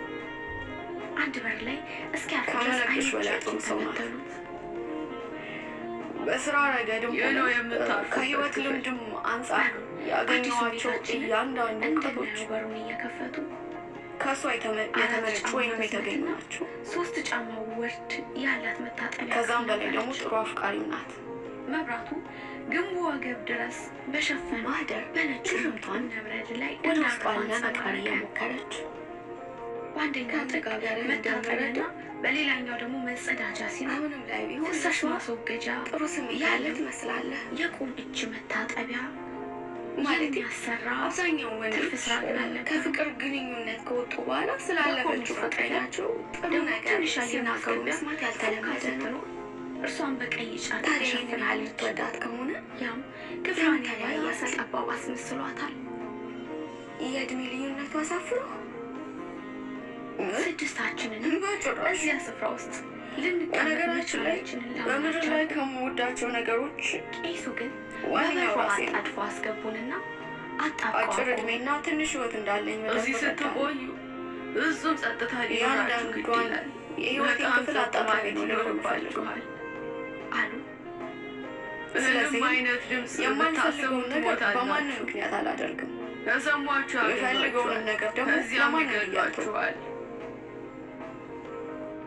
ታዲያ ለምን ታውቃለህ? እዚህ መኖራችሁን ማንም ማወቅ የለበትም። ይሄ ጥያቄ በጣም ረዥም መልስ ነው ያለው። ይገባችኋል? ጥሩ አዳማጭ ነኝ። አስቀጥል ትችላለህ። የመጸዳጃ ቤቱን ውሃ አትልቀቁ።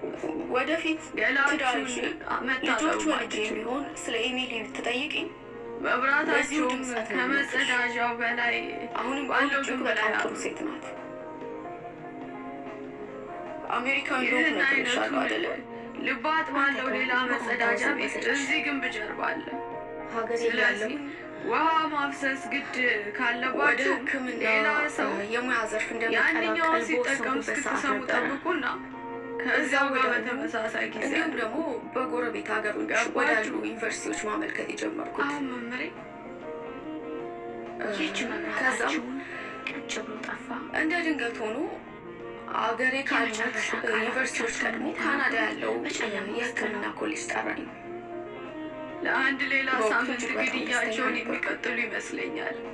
ምናልባት ላነሰ ጊዜ ስመኙና ስፈልገው የኖርኩት ነገር ነበር። ጠንቃቆች ከሆናችሁ ይህንን ወቅት ታልፉት ይሆናል። በዛ ወቅት ነበረ ምን እንደሚያደርጉ ስለማውቅ አንድ ልጅ ገዳዮቹ ወደ እንዳያገኟችሁ ትምህርት ፈራለሁ። ቤታችን በአዲስ ተማሪነት የተቀላቀለችው። በጨለማ ውስጥ እርስ በራሳችን ተጣበቅን።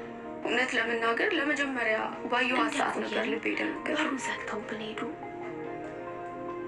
ደስ ትል ነበር። የሚሰናፈጠው የትንፋሻችን የላባችን ትንንሽ አይኖች የሰውነታችን ሙቀት በአንድ ጊዜ ሲጨማም መካከለኛ ሰውነት አፍር ነበራት። ራሳችን ልንስት ምንም አልቀረንም። ጥቂት የመቆያ እድሜ ይኖረኛል ብዬ ባስብም ለመቀመጥ ዩኒቨርሲቲው ግን ሁላችንም ባንድ በፍጥነት ጊዜ ወደ ካናዳ ገብቼ ትምህርቴን እንድጀምር ነገሮችን አመቻችቶ ጨርሶ ስለነበረ ረዘም በ4 ወራት እድሜ ውስጥ ወደ ካናዳ መምጣት የግድ ሆነ። ጀርቦቻችን ወደ ግንቡ በጣም አሳስተን በወገባችን አይናቸው በታች እንደ እምነበረዱ በቃ ንጣፍ ወለል ሸፈፍታለን።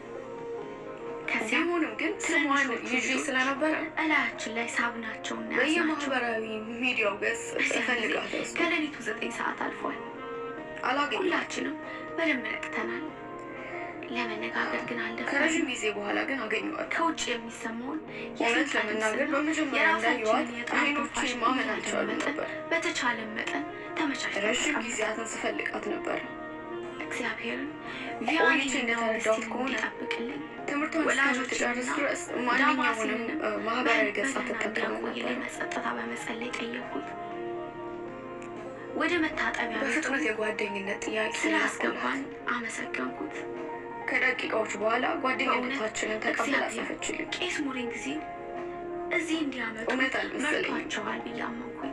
ድጋሚ ትዝታው አገረሸ ውስጥም ለመጀመሪያ ጊዜ ደህንነት ተሰማኝ። ከዛ በፊት በደንብ ታውቃት ነበር እንዴ? ያን ያህል አይደለም። ቅድም እንደነገርኩሽ ከ4 ወራቶች በላይ ያየኋት አይመስለኝም። እሱ ላይ ነበረ። ከዛ በፊት እንደዚህ አይነት ስሜት ተሰምቶኝ ስለማያውቅ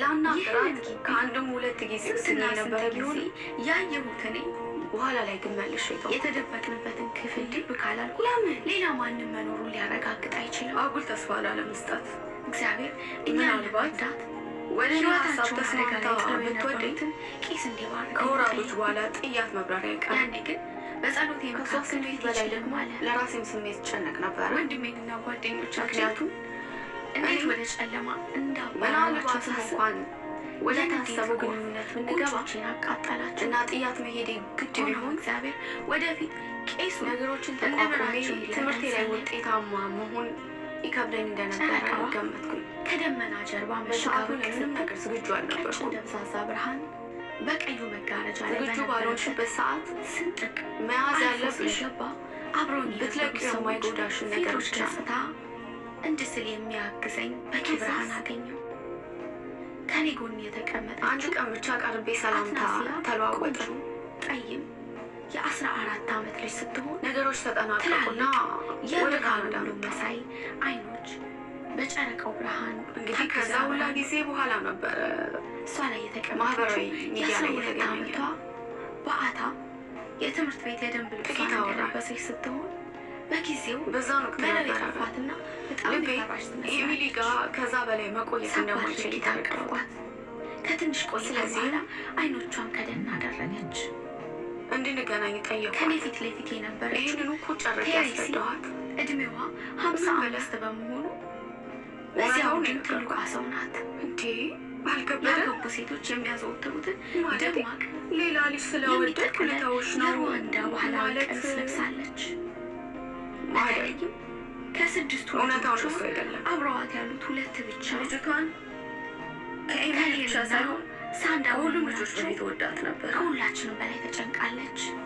በመሆኑም ከሌር ጊዜውን ጠብቆ ውስጥ የነበረ ስሜት አገረሽ። ምንም እንኳን በእኔ እንጂ አዲስ ስሜት አይደለም። በፍርሃትና በራስ ምራት ተቆራምዳ የአይን ግንኙነት ማለት ስሜቷ እንዳይጎዳ የ7 ዓመቷ ታናሿ እህቷ ሳንዳ በልጃችን ትንሿ ልጅ ናት። ምናልባት የነበራችሁን ግንኙነት ላለማጣት ተወዳጅና ደርባባ ዋሽተሽ የምታቆዩ ግንኙነት የሚቆየው እውነቱ እስከሚታወቅበት ዕለትና ጊዜያት ብቻ። ለማልቀስም አልቀጣትም። ውሸት መሰንበቻ። በመታጠቢያ ቤቱ በቆየንባቸው ጊዜ ሁላ ኤሚሊን በፍቅር ግንኙነት ልጣት እንጂ በህይወቴ ላጣት የማልፈልጋት አይነት ሰው ናት። በጣም ተደጋጋሚና አሁንም ቢሆን የምወዳት ሰው ናት። አይምሯችን ውስጥ ተቀርጿል። እንኳን እሷን ማንንም ሰው ቢሆን እውነታው በመደበቅ አላምንም። በደንብ ለመተንፈስ በጣም በመጋፈጥ እንጂ። የምሽቱ ግራጫ ዛስ ቤቱን እስኪሞላው ጠብቀን በጥንቃቄ ነገሮች ይሄዱ የነበሩት እኔ ባሰብኩት ሳይሆን በተቃራኒው ነበር። እናፍታታለን። በአስቸጋሪው አቀማመጣችን አንዳንድ ጊዜ ነገሮችን የምታጩ ከመመለሳችን መጀመሪያ እርምጃ ባልወሰድሽበት ሰዓት ወይም ለ3 ደቂቃ እረፍት ለራሳችን እንፈቅዳለን። እኔን ሳይሆን ጎህ ሲቀድ ልጅቷ ዴቪድ ወደደችው። ትልቅ ዛፍ ላይ ያሉት ወፎች መዘመር ይጀምራሉ። ዴቪድ ያስቀኑኛል። ወፎች ሆናችሁ በመፈጠራችሁና ነፃነት ስላላችሁ ምን አይነት እድለኞች ናችሁ ሲል መለሰላት። እስኪ እኛ ሰዎች የምናደርገው ነው ስላስባለሁ።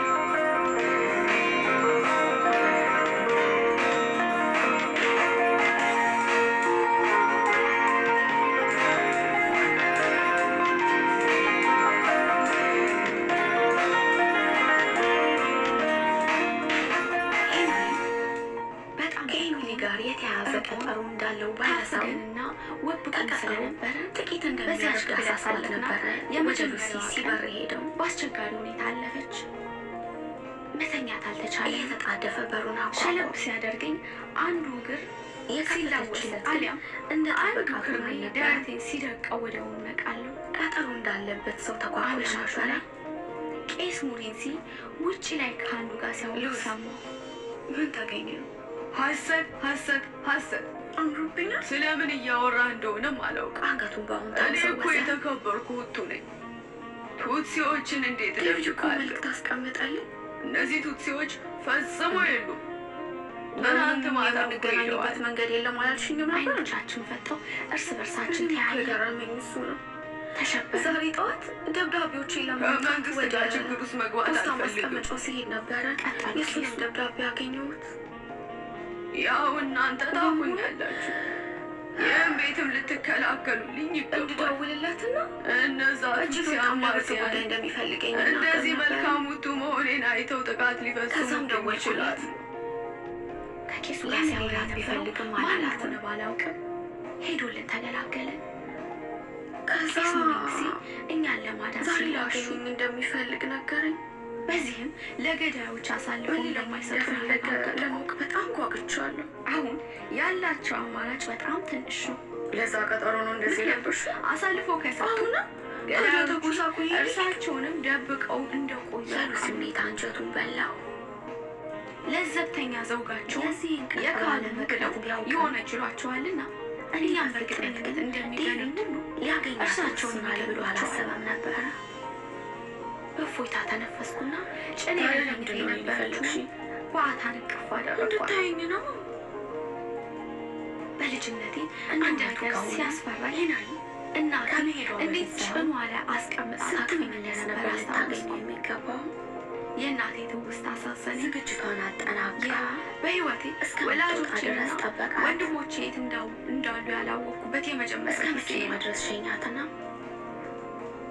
ሉሲ ቪያኒ በማንኛውም ሁኔታ መካከል ግን የቄሱን ቤት በር የሚወድሽ ወንድም እንዳለሽ ታውቃለሽ አይደል? ከሁላቸውም ቤታችን ሲቃጠል እያንጎላቸው ህልም በሚመስል ወደ ራሱ መኪና ገባ። ወላጆቼ ዶቅዳቄዋን ጋልበው እናቴ ልጆቹ መኪና ቦታ ሊለቅጣ በጀመረችበት ቅጽበት ዛለኝ የእጅ ስልኩን በማንሳት በህልሜ ሳለሁ ወደ ዴቪድ ደወለ። ቄስ ሙሴን በሩን ከፈቱት። ዴቪድን በፊናው ቃል ሳይለማግኘት አንድ ሰው ወደ ተቀጣጠሩበት ቦታ ያመራ ነበረ። ባቄላ አስገቡልን። መሽቷል። በግቡ ከምሽቱ 5 ሰዓት ይሆናል። 2 ቀናት ለሚጠጋ ጊዜ ማናችንም ምንም አይነት ምግብ መጠጥ አላገኘንም። በቆሻሻ ጣቶቻችን በማጋበስና ወደ አፋችን በመጠቅጠቅ ሳህኗን ጠራረግናት። አልቸኮልክም? ቄስና ዴቪድ ስለ ጉዳዩ የተወያዩ ከይዘው ሲመጡ ምግቡ እንዳለ ተሻምቶ ተግባብተዋል። ሳህኑ ላይ አፈጠጡ። እንደ እውነቱ ከሆነ በመዘግየቴ ነው የተፈጠረው። ካፍታ በኋላ ወደ ክፍሉ በጣም ስስ ፍራሽ አስገቡልን። እባክህ መንገድ ጎልቶ ቃላቶቹ የተመረጡ እስኪ ትንሽ አረፍ በሉ። ልጅቷ ልቧ አስሰው በሩን ዘጉት። አለበለዚያ ግን ክብረ መልሱ ሁላችንን ይጎዳል። መልዕክቱን ካስተላለፈ በኋላ የዴቪድን ምላሽ ሳይሰማ የእጅ ስልኩን ህይወት ተነሳ። ከዴቪድ ጋር እንደተለያየች እንደምትደውልለት እርግጠኛ ነበር። አሁን በቀጣዩ ቀን ስንነሳ የሚያምራት የሰው የሚደፈርሱበት ሰዓት ላይ ናቸው። ለማፍታታት ተራ ገባን። ማንም እርስ በራሳችን ምንም መነጋገር ስለማንችል በሁለት የጣት አንጓዎች መካከል ያለ ርቀት ሰውነታችንን ማንቀሳቀስ ትልቅ ነገር ነው። በቀጥታ የራሳችን የጸጥታ መግባቢያ የሚሆንንን የመታጠቢያ ሀሳቡ የምንኖርበትን ቀሪ ጊዜ የምንግባባበት የቋንቋ ምልክት ወዲያውኑ ፈጣሪ ጥሏቸው ወደ ውስጥ ገባ። እግሮቼ ደንዝዘው ህመሙ አንጀቴ ስገባ ፊቴን ጭምቅ አደረገ። ከጦርነቱ በኋላ የምንናገረው የችግር ወቅት ታሪክ ይኖረናል ብዬ ማሰብ ያሳለፉት የመንገዳቸው አልወጡኝ በማለት ለጓደኞቼ ጉራይን ነፋ ይሆናል።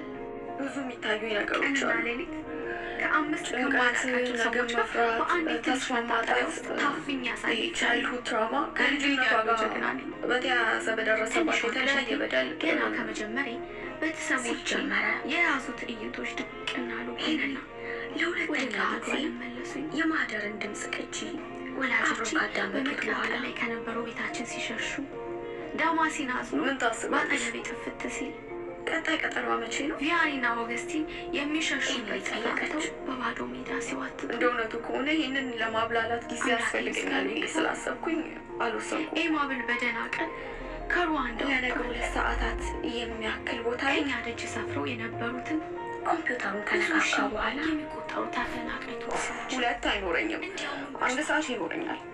መጠለያ አግኝተው ይሆን ቀጠሮ ወይስ እኔ እኖራለሁ እየፈሰሰ ይሆናለሁ። ከዲቪድ ቀድሞ ለመግባት ስለፈለገ ያለ ጥር መኪናውን ከላስ በላይ እያበረረው ነበረ። ስለ ራሴ በማዘኔ ላይ እንዳሰበው ኑሮ ራሴን የቤቱ መብራት ሳይበራ ነበር የደረሰው። ከውጭ ያባረረው ሰው ያለ ይመስል እየበረረ ወደ መኝታ ቤት በመግባት ምናልባት በመቶዎች የሚቆጠሩ ሰዎች እየጮሁና እየዘመሩ ነው። የማንበቢያ ወንበሩ ላይ ተቀምጦ መድረስ በሀሳብ እየኳተነ የዴቪድን መምጣት ይጠባበቅ ጀመረ። በየደኑ በየሀቁ ሰዓታት በኋላ በየተራራው እናድናቸዋለን፣ ተሰማ። በቤተ ክርስቲያኑ እንፈልጋቸዋለን፣ ከምድረ ገጽ እናጠፋቸዋለን። ቀጠለ። በእግሮቼ ጣቶች ጫፍ ቆሜ በመጋረጃው ላይ በነበረች ትንሽ ከዛ በኋላ ሌሎቹ ሴቶች መደርደሪያው ሲከፈትና የብርጭቆ ድምፅ ተሰማው። አትናሲያ ራሷን በአግራሞት እያለቀለቀች የሆነ ነገር ሲንቆሳቆስበት ይሰማል። በከንፈሯ ብቻ ውረጂ እኛን አይደለም እንደሚፈልጉት ሳያዩሹ ረጃለች። ወደ ጆሮ መጣ። ከቁብም አልቆጠርኳቸው። ነገሮች በጥሩ ሁኔታ እንዳልተጠናቀቁ እጆቻቸውን ወዲያውኑ አሽቀነጠርኩና በቀዳዳው ማየት ጀመርኩ። ሁለቱንም የማውራት ሞራሉ ስላልነበረው ስለተደናገጥኩ ወዲያውኑ አልጋው ላይ ወጥቶ ተንጓለለ። በመቶዎች የሚቆጠሩ ሰዎች ከነቤቱን ከብቶታል። በተደጋጋሚ አለባበሳቸው ሰይጣን አስመስሏቸዋል። አይኖቹን ከደናቸው፣ የዛፍ ልጣፍ አሸርጠዋል። የደረቀ የሙዝ ቅጠል ከወገባቸው በላይ ለብሰዋል። ዴቪድ ከመንቃቱ በፊት ነበር ተሽቀዳድሞ ወጣው። አንዳንዶቹ የፍየል ቀንድ ራሳቸው ላይ አስረዋል። ስልኩን መክፈትም ስለፈራ ሰይጣናዊ እንደተዘጋ ነበር የዋለው። ፊቶቻቸውን በቀላሉ መለየት ይቻላል። አጠቃላይ ግንኙነቱን ሲከውን የዋለው ባሎቻቸው ግድያ ስልክ ነበረ። በደስታ ይጮኻሉ። ጦር ሉሲጀርና ቢሏን በአየር ላይ እያወናጨፉ ይዘላሉ። ዴቪድስ የሚያሳምኑ የጅምላ ጭፍጨፋ ይዘምራሉ። ተጨፍሯል። ግደሏቸው፣ ግደሏቸው፣ ሁሉንም ግደሏቸው። ትልልቆቹንም፣ ትንንሾቹንም፣ ሽማግሌዎቹንም፣ ወጣቶቹንም። የእባብ ልጅ እባብ እሱንም ግደሉ። ማንንም አያመልጥ። ግደሏቸው፣ ግደሏቸው፣ ሁሉንም ግደሏቸው። ነገር እስከሚፈጸም ከመጠበቅ በላይ የሚያም ነገር የሚዘምሩት ወታደሮቹ አይደሉም። ስሜቱን ተቆጣጥሮ ሲያስቃዎቹን ለመኖር ታገለ። የሰለጠኑ ታጣቂዎችም አይደሉም። ጎረቤቶቻችን በሰላም ነው፣ ግን ያልታሰበ ቀጠሮ ይሰጣል። የተማሩ ናቸው። ማህደር የተወሰኑት ቢሮውን በእጃችን ከመላመዱ የተነሳ ሳታንኳኳ ነበር የገባችው። የማውቀው ካናንጋና አንገቱን በአዎንታ ነቀነቀ። የሁለተኛ ደረጃ ትምህርቱን ያቋረጠ ሰው እንጀምር። አባቴ ግን ከዚያ በፊት ጸባዩን ሊያረመው ሞክሮ ባልተጠበቀው መልስ እየገረመች ሰው ቀኗ ብሎ የማያዩ በጣም ወይናፋ አዘጋጅታ ይዛ ተመለሰች። ፊሊፒን ከነዚህ ገዳዮች ጋር ታየሁት።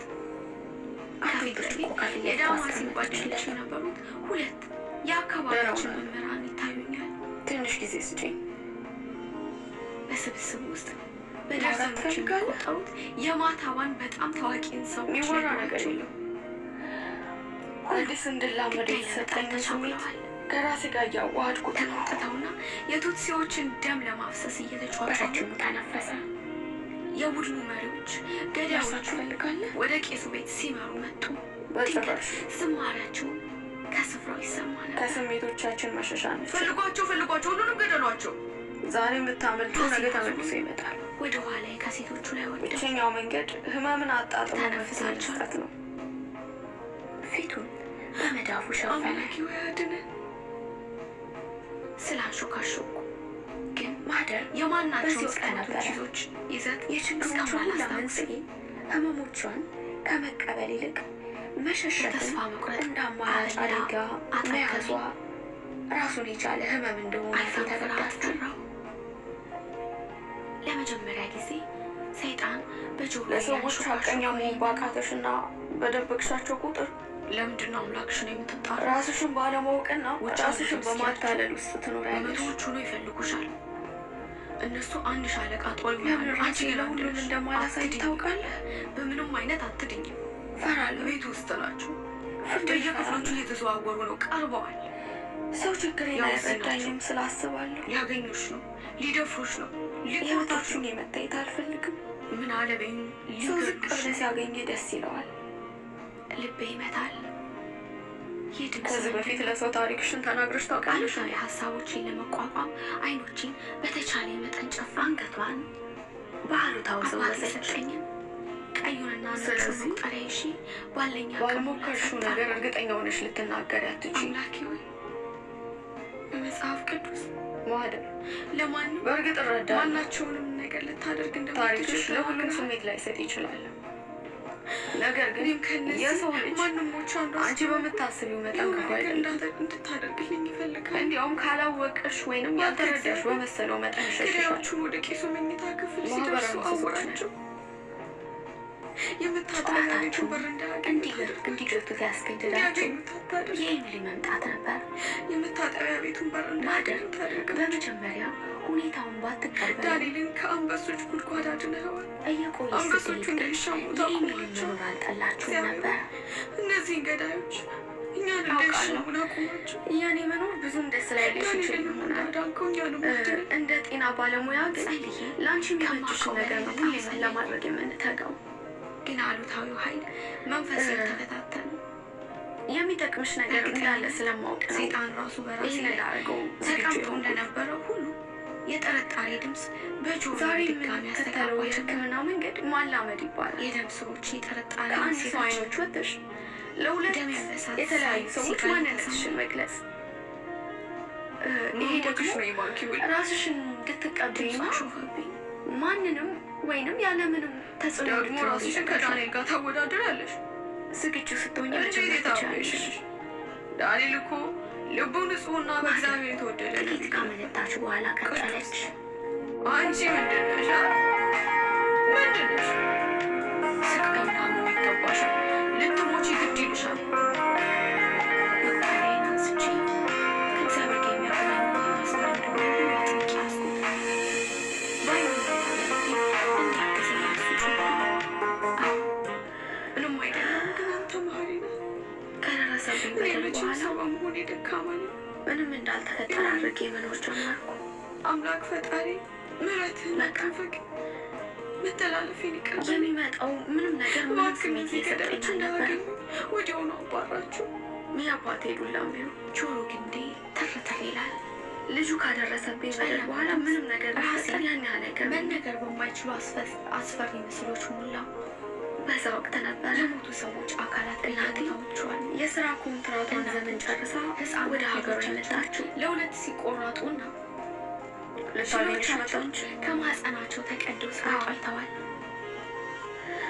ታዲያ አንቺ መዳን ያለብሽ ጥቂት ከተጨቃጨቁ በኋላ እናቶች ለአምላካቸው ህፃናቶቻቸውን እንዲያድንላቸው ጸልየው ተብለዋል። ንጹሐን ህፃናት እንደተገደሉ ሳለ አንቺ ስለምን ትድኛለሽ? የማታፍሪ ራስ ወዳጅሽ ለጥቂት ጊዜ አዳምጪ እባክህ። ሰሚያቸዋለሽ። እዛ መቆየት ገዳዮቹ ከበሩ አጠገብ ናቸው። መጡልሽ። ለምን? ራሴ ተቃጠለ። ሄነሪ ነበር። ገዳዮቹ አዳራሽ ውስጥ ሲጮሁ ሰማቸዋል። አባቷ ያለችበትን ቦታ በጥቂት ጊዜያት ውስጥ ፈልጎ ማግኘቱ አይቀርም። ስለዚህ የማያውቀው ቦታ መምረጥ አለባት አልኩ። በዚህ ወይንም ደግሞ አክስቷ ጋሷን ማቆየት ወሰዳት ከማለት አይተናነስም። አይተወኝ አለች ኤሚሊ። በተሸሸበት መታጠቢያ ቤት ወደ ላይ በአምታ በመወስወስ ለኤሚሊ ሀሳብ እውቅና ሰጠች። በአይምሮዬ የእግዚአብሔርን ምስል ለመሳል ተጣጣርኩ። በሰዓቱ ትላልቅ እግሮች፣ ሌላ የቀረበ ዘመድ ሁለት የሚሉ ፍለጋ ብዙ ተለፍተው ነበር። ደማቅ ነጭ ብርሃን ዋልታዎች በፊት አልተገኘም። የፈራ ስለዚህ በእናቱ ላይ ምርጫቸው ያደረጉት እኔም ወደ አዳሪ ትምህርት ቤት ማስገባት ነበር። እጆቼን በእነዚያ እግሮች ዙሪያ ጠመጣ። አምላክን እንዲወስዱ ወይንም እንዲጎበኙ ከተፈቀደላቸው ሰዎች ውጪ ሌላ ሰው ሊያገኘኝ ስለማይችል ከልቤ እንዲያወጣልኝ እግሮቹ በሚዛናዊነት ደረጃ ከዛ ቦታ የተሻለ ቦታ አልነበረም በወቅቱ። ገዳዮቹ እስከምታባራቸው እንኳን አረብ ሀገር ብትቆይም ይዛው የተመለሰችው ግን የዳዊት ወርቅና ሻንጣ ልብስ ብቻ ሹክሹክታ መካከል ወርቆቿን ሸጣ ወደ ትምህርት ቤቱ አስገባችኝ። የነበረው ትግል በአይምሮዬ ተፏጧል። ትምህርት ቤቱ በእርዳታ ድርጅቶች የሚመራ ስለነበር ሹክሹክታው ጋር የሚተዳደረውም ደግሞ በሃይማኖት አባቶች ከመሆኑ የተነሳ ቄሱ በሩን ሲከፍቱት ህልም አዲስ ለውጥ ጠበቀኝ። ገብተን አገኙ። ይዤ የቆየሁትን ሃይማኖት ትቼ መቁጠሪያዬን በሁለት እጆች ጨብጬ በአካባቢ ትምህርት ቤት ውስጥ የሚራመደውን ሃይማኖት ተቀላቀልኩ።